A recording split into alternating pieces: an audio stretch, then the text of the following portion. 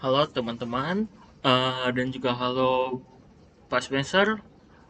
Saya hal ini akan menjelaskan atau melaksanakan tugas video interpersonal dan anti korupsi. Perkenalkan, saya Otnil Nathanael, NIM 22572002. Prodi saya adalah Teknik Informatika, dan dosen pembimbing dari matkul ini adalah Pak Spencer Peoplehood Huta P.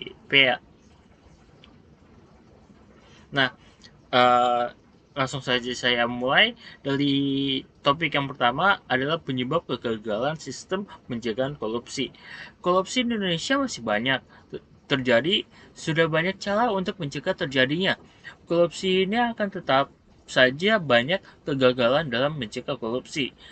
Nah, menurut Guru Besar Fakultas Hukum Universitas Pasundan Anton F. Susanto, lemahnya etik dan moral penegak hukum jadi penyebab pemberantasan korupsi di Indonesia sulit ditegakkan. Beliau juga mengatakan korupsi di Indonesia tidak dapat diberlantas karena sistem penegakan hukum saat Indonesia fondasinya masih berbasis nalar balat yang artinya belum dengan nalar Indonesia. Menurutnya juga pemberantasan korupsi bukan hanya konsep sistem peradilan modern, namun juga harus dikembangkan nilai etis, moralitas, keagamaan sebagai fondasinya. Nah, di dalam video ini setiap slide-nya pasti saya akan menaruh sumber-sumbernya yang berwarna merah. Di situ ada sumbernya. Nanti saya akan sediakan di deskripsinya. Ada beberapa faktor juga yang dapat menggagalkan pencegahan korupsi ini. Nah, ada banyak faktor yang memberikan kontribusi pada kegagalan ini. Salah satu faktor adalah kegagalan manajemen dalam proses pemerintahan dan penegakan hukum anti korupsi.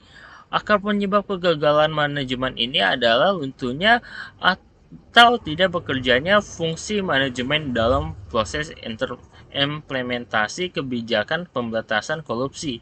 Karena itu, kegagalan dapat bersifat taktikal, fungsional, maupun manajerial.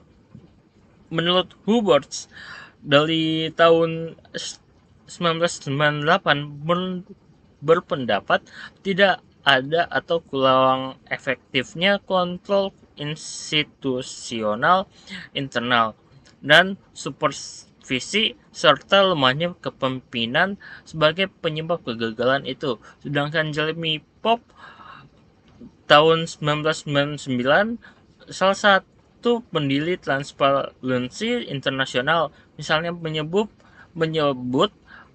tidak adanya koordinasi dalam pemberantasan korupsi dan pemberantasan korupsi yang parsial sebagai faktor yang menyebabkan kegagalan itu. Faktor lainnya menurut dia tujuan pemberantasan korupsi yang tidak spesifik dan dapat dicapai yang memungkinkan diperolehnya hasil dengan cepat atau quick wins untuk memperoleh dukungan kuat publik. Nah, strategi pencegahan korupsi di sektor publik dan swasta. Nah, di swasta selama periode 2004 hingga 2020, KPK menemukan bahwa sebagian besar kasus korupsi di Indonesia melibatkan pihak swasta atau perusahaan swasta. Ini berarti perusahaan swasta lebih sering terlibat dalam tindakan korupsi dibandingkan dengan lembaga pemerintah atau sektor lainnya. Nah, di korupsi di sektor swasta dapat menyebabkan kerugian besar bagi negara, merusak persaingan usaha yang sehat, dan mengurangi kepercayaan masyarakat terhadap dunia. Adapun pencegahan korupsi di bidang swasta, pertama, KPK akan melakukan analisis mendalam terhadap berbagai peraturan, baik di tingkat pusat maupun daerah, untuk menemukan celah-celah yang dimanfaatkan oleh pelaku korupsi. Yang kedua, KPK akan memfasilitasi dialog dan negosiasi antara kedua pihak untuk mencari solusi yang paling menguntungkan dan transparan. Yang ketiga, KPK memberikan edukasi, pelatihan, dan dukungan kepada sektor bisnis yang menerapkan sistem pengendalian internal yang baik, kode etik perusahaan, dan mekanisme yang efektif. Sedangkan yang di publik, dalam pencegahan korupsi di sektor publik, KPK meluncurkan strategi sula pencegahan.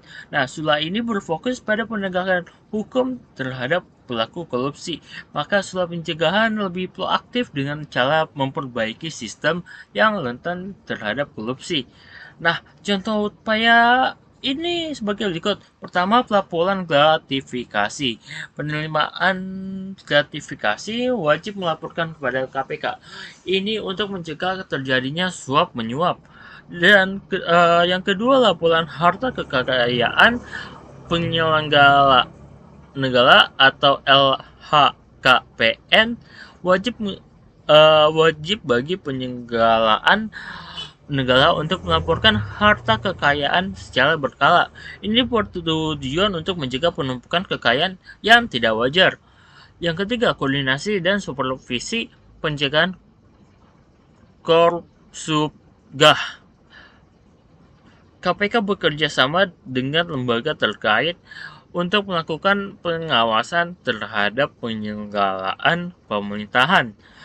Yang keempat, transparansi pelayanan publik. Dengan menggunakan sistem online, informasi dan proses pelayanan menjadi lebih transparan dengan mudah oleh masyarakat.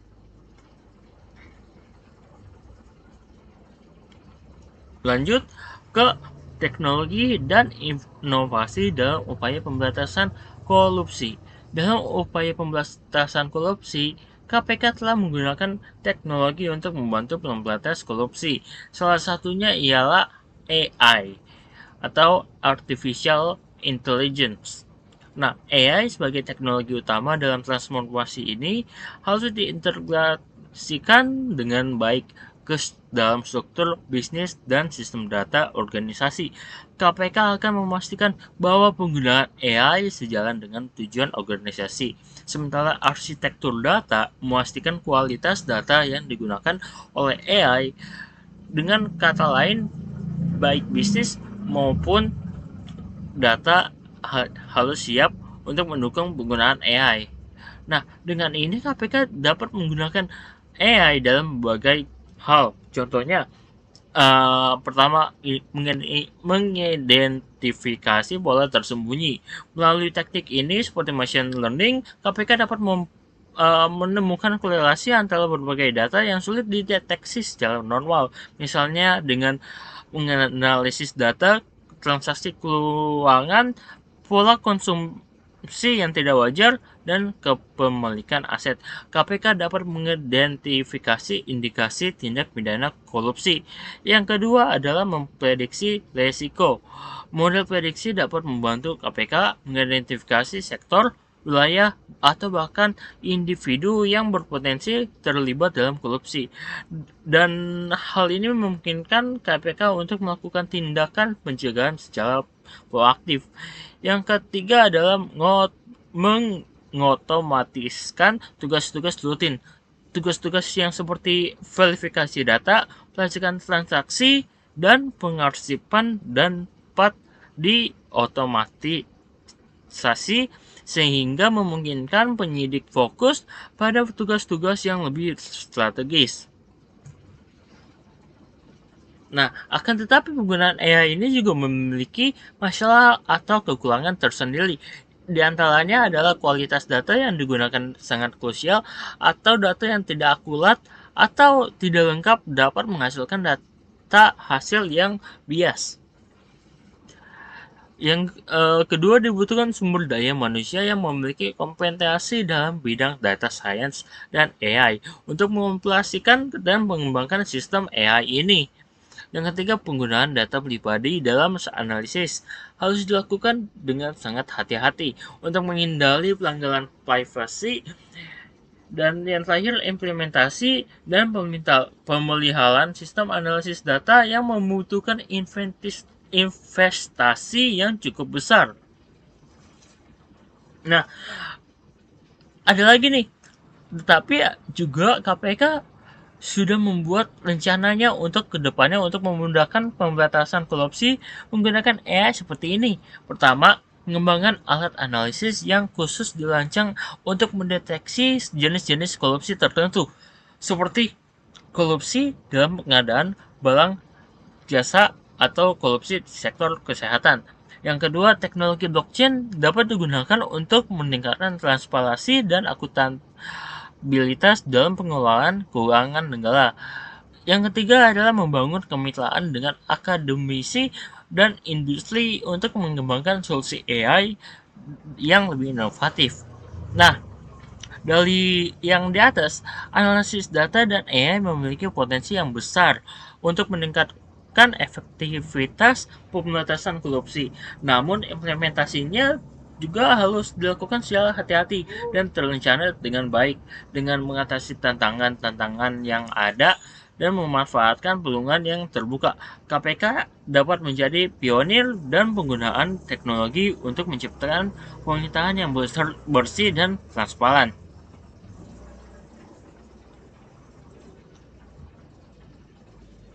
Nah, lanjut lagi ke pendidikan dan nilai-nilai anti korupsi.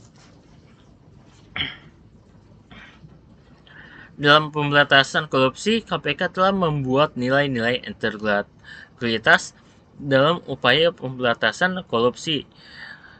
Integritas sendiri adalah kualitas seseorang untuk selalu bertindak sesuai dengan nilai-nilai moral yang diyakini, dan ini juga berarti seseorang yang berintegritas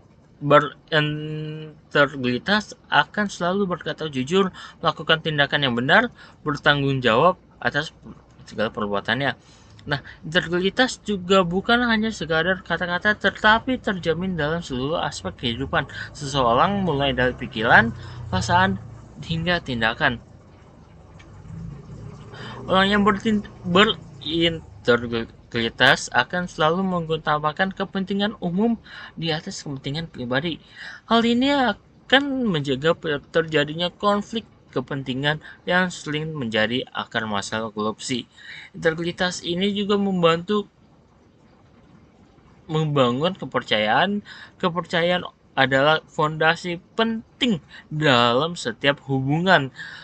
Jadi ya nggak bisa tuh kalau memulai bisnis nggak ada kepercayaan, yang pasti bakalan ya dihianati, termasuk hubungan antara pemerintah dan masyarakat.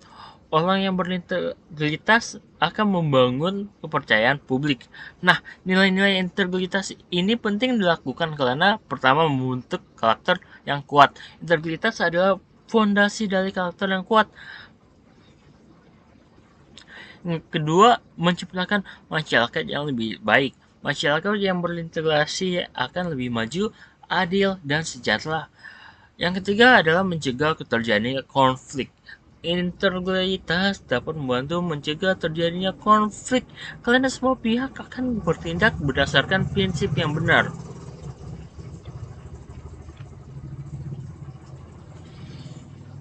KPK telah merumuskan 9 nilai integritas yang dapat menjadi pedoman bagi setiap individu untuk mencegah korupsi. Nah, antaranya 1. Jujur. 2. Peduli. 3. Mandiri. 4. Disiplin. 5. Tanggung jawab. 6. Kerja keras. 7. Sederhana. 8. Berani. Dan 9. Adil. Ya, dari 9 ini ya mungkin kalian sudah tahu sendiri lah. Ya jujur, nggak pernah bohong. Peduli, ya selalu memperhatikan segalanya gitu. Mandiri, ya bisa ngambil keputusan sendiri dan tidak bergantung ke orang lain. Disiplin juga, ya dan seterusnya lah. Akhirnya integritas adalah kunci untuk membangun masyarakat yang bersih dan bebas dari korupsi. Dengan menerapkan 9 nilai integritas yang diajarkan KPK, kita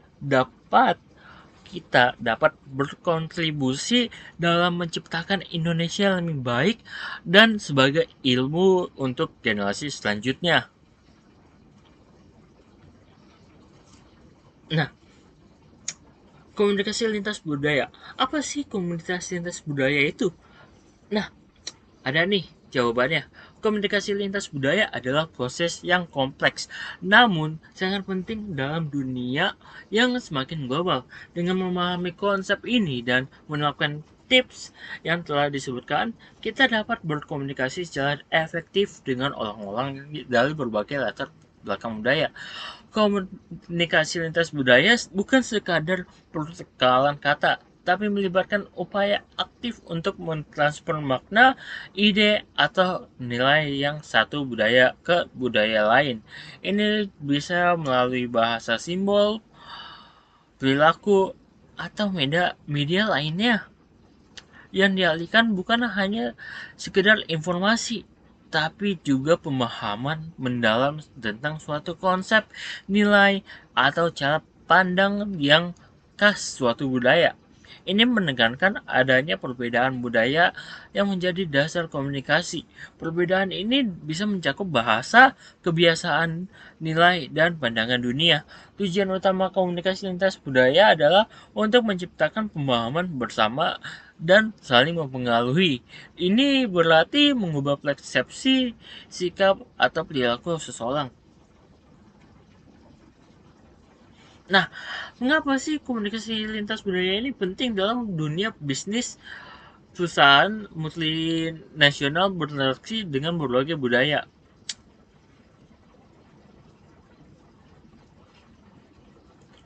Dalam menjalankan bisnis. Nah, komunikasi yang efektif lintas budaya sangat penting untuk menjalin kerjasama yang baik. Perkembangan teknologi juga mempermudah komunikasi lintas budaya, namun juga mengajarkan tantangan baru seperti perbedaan budaya dalam penggunaan teknologi. Apa hubungannya kalau dengan korupsi ini? Apa sih hubungan komunikasi lintas budaya dengan korupsi? Ya, ini saya akan menjelaskannya. Oke, korupsi dapat menyebabkan dampak kepada komunikasi lintas budaya. Contohnya normalisasi tindakan korupsi. Ketika korupsi menjadi hal yang biasa terjadi di masyarakat, akan cenderung menerima tindakan korupsi sebagai sesuatu yang wajar. Ini menciptakan semacam budaya korupsi yang dimana orang ya tidak akan merasa salah lagi untuk melakukan tindakan korupsi. Korupsi juga dapat melemahkan penegakan hukum. Ketika hukum tidak ditegakkan secara konsisten, masyarakat akan cenderung melanggar hukum. Bagaimana cara untuk mencegahnya? Ya, um, pertama meningkatkan transparansi dalam pengelolaan keuangan negara dan meminta pertanggungjawaban para pejabat publik. Yang kedua, mendorong masyarakat untuk aktif dan melaporkan tindakan korupsi. Jadi kalau melihat korupsi ya jangan, boleh nih, ikut dong. Ya janganlah, langsung lapor aja ke polisi. Dan yang terakhir, menanamkan nilai-nilai moral dan integritas sejak dini pada anak-anak. Nah, ya anti korupsi ini harus diajarkan dari anak-anak dari kecil biar waktu tumbuh itu udah tahu korupsi itu tidak baik untuk dilakukan. Nah, berikutnya membangun pemahaman antar budaya dalam interaksi sosial. Komunikasi antar budaya adalah suatu hal untuk memastikan pemahaman yang tepat dan menghormati perbedaan budaya. Hal ini melibatkan kesadaran yang norma, nilai, dan keyakinan budaya masing-masing, serta kemauan untuk belajar beradaptasi dan tinjauan kita dapat membangun jembatan pemahaman yang kuat antara budaya atau yang berbeda. Manusia diciptakan oleh Tuhan bukan hanya sebagai makhluk individu, akan tetapi sebagai makhluk sosial. Oleh karena itu, manusia tidak mungkin dapat hidup dengan seorang diri tanpa adanya orang lain. Memulai komunikasi antar budaya dengan kesadaran akan perbedaan norma, nilai, dan keyakinan adalah langkah krusial. Ini membantu kita menghindari miskomunikasi dan stereotip. Demikian juga beberapa bentuk komunikasi menjadi bagian dari pengalaman dan pengetahuan individu. Melalui individu ini, kemudian komunikasi menjadi bagian dari pengalaman kolektif, kelompok, publik, audiens, berbagai jenis, dan individu bagian dari suatu masa. Nah, tujuan dari komunikasi ini adalah pertama ada adaptasi dan stabilitas. Komunikasi antar budaya memungkinkan kelompok-kelompok budaya untuk beradaptasi dengan perubahan lingkungan dan mempertahankan stabilitas sosial.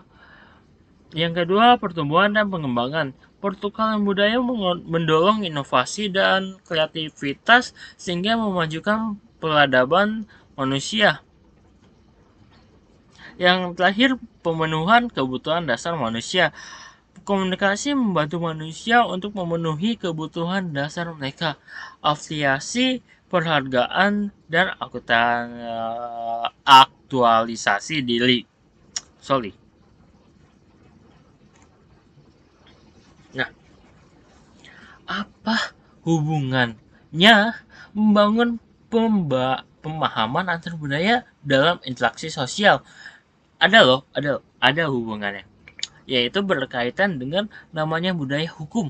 Budaya hukum adalah keseluruhan tentang nilai-nilai, sikap, dan perilaku hukum yang berkembang dalam masyarakat. Budaya hukum dapat dikatakan meningkat apabila perilaku masyarakat memperhatikan kepatuhan yang tinggi terhadap seluruh aturan hukum, baik itu yang tertulis di hukum maupun yang tidak tertulis di dalam hukum. Yang juga berlaku di masyarakat. Mengapa budaya hukum ini penting dalam mencegah korupsi? Nah, pertama, budaya hukum sebagai fondasi. Budaya hukum dapat mencegah korupsi meski sistem hukum kurang sempurna. Yang kedua, tantangannya, korupsi menjadi masalah yang besar di banyak negara, termasuk Indonesia. Lemahnya budaya hukum anti korupsi dapat menjadi salah satu penyebab terjadinya korupsi ini. Jika budaya hukumnya itu diklasin, mungkin ya berkurang korupsinya. Ya, walaupun tidak 100%, tapi setidaknya berkurang. Yang ketiga adalah solusinya. Perlu upaya bersama untuk mencegah budaya anti korupsi melalui pendidikan, sosialisasi, dan penegakan hukum yang konsisten. Yang keempat, peran pemimpin. Integritas pemimpin menjadi contoh yang bagi masyarakat dan sangat berpengaruh dalam membangun budaya anti korupsi. Jadi yang keempat ini ya kayak idol lah, kayak ya kita perlu lakuin dahulu biar orang-orang tuh bisa melihat, oh ini perbuatannya patut untuk dicontoh, patut untuk dilakuin, biar orang tuh ya melakukan apa yang benar. Nah, kesimpulannya membangun budaya hukum anti korupsi adalah proses yang panjang dan membutuhkan komitmen dari semua pihak. Dengan melibatkan masyarakat, pemilikan pendidikan, dan penegakan hukum secara konsisten, kita dapat menciptakan lingkungan yang bersih dari korupsi. Nah, yang terakhir ada topiknya adalah mengatasi konflik dengan pendekatan win-win solution. Nah, apa sih strategi win-win solution ini? Jadi, win-win solution ini adalah sebuah strategi negosiasi untuk membantu orang untuk kedua pihaknya mencapai sesuatu yang ya yang bisa dicapai lah dua-duanya lah. Hal ini berlaku di semua kalangan, mulai dari sesama karyawan, atasan, dan bawahan. Karyawan dan sales atau pelanggan dan penjual. Nah, dalam konteks ini win-win berarti bahwa setiap pihak mendapat manfaat atau kemenangan dari solusi yang dipilih dengan sehingga tidak ada pihak yang merasa dirugikan atau kalah dalam kesepakatan tersebut. Bagaimana contoh mengatasi konflik dengan win-win solution? Bayangkan ada dua tim di perusahaan yang sama-sama ingin menggunakan alat kerja yang sama, tapi alatnya terbatas. Nah, ini bisa diselesaikan dengan perselisihan. Maksudnya ini bisa menyebabkan perselisihan. Manajer HR berperan sebagai penengah. Dia akan mengajak kedua tim untuk berbicara dan mendengarkan keluhan masing-masing. Setelah memahami masalahnya, manajer HR ini akan mencari solusi untuk menguntungkan semua pihak. Misalnya, mereka bisa membuat jadwal giliran penggunaan alat tersebut sehingga setiap tim punya kesempatan yang sama. Dengan cara ini, kedua tim bisa bekerja dengan efektif tanpa merasa dirugikan. Intinya, manajer HR membantu kedua tim menemukan solusi yang membuat pihak merasa senang. Ini adalah contoh bagaimana win-win solution bisa diterapkan dalam situasi konflik di tempat kerja. Nah, bagaimana sih win-win solution ini dapat membantu mencegah terjadinya korupsi? Nah, menurut saya strategi ini dapat mencegah korupsi dikarenakan pertama,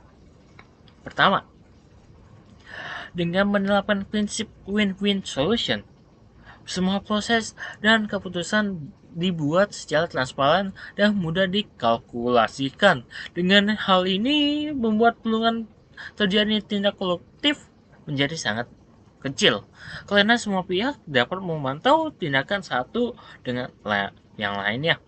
Yang kedua, ketika menjalankan strategi ini, kedua pihak merasa mendapatkan bagian yang adil dan motivasi untuk melakukan tindakan kolektif dengan keuntungan pribadi akan berkurang. Ketiga, melibatkan semua pihak yang berkepentingan dalam pengambilan keputusan menggunakan win-win solution, maka akan tercipta rasa memiliki dan tanggung jawab bersama. Hal ini juga dapat mengurangi potensi terjadinya tindakan koruptif yang merugikan kepentingan bersama.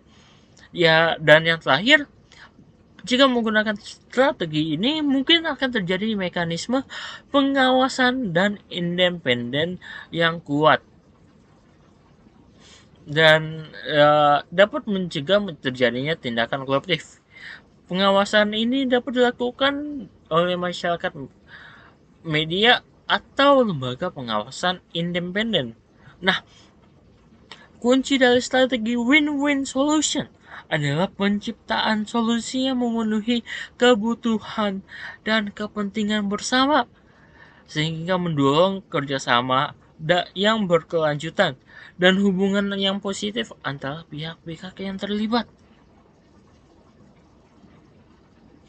Jadi ya, kalau untuk menggunakan win-win solution ini ya, kita emang perlu melihat dulu dari kedua pihak, mereka apa bakalan dapat jatahnya atau enggak, biar adil gitu loh, biar enggak cuma satu pihak doang atau ya menang sendiri gitu ya, biar keduanya tuh bisa deal gitu loh.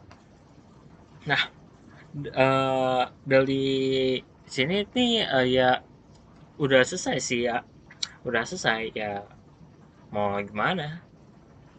Jadi ya mohon maaf nih jika yang saya presentasikan ini ya boring lah, bosan lah. Soalnya ya maklum saya tidak jago untuk mengedit PPT, dan juga saya juga ngomongnya masih terbata-bata, dan mohon maaf jika ada kesalahan pahaman dalam saya mempresentasikan tugas interpersonal dan anti korupsi ini.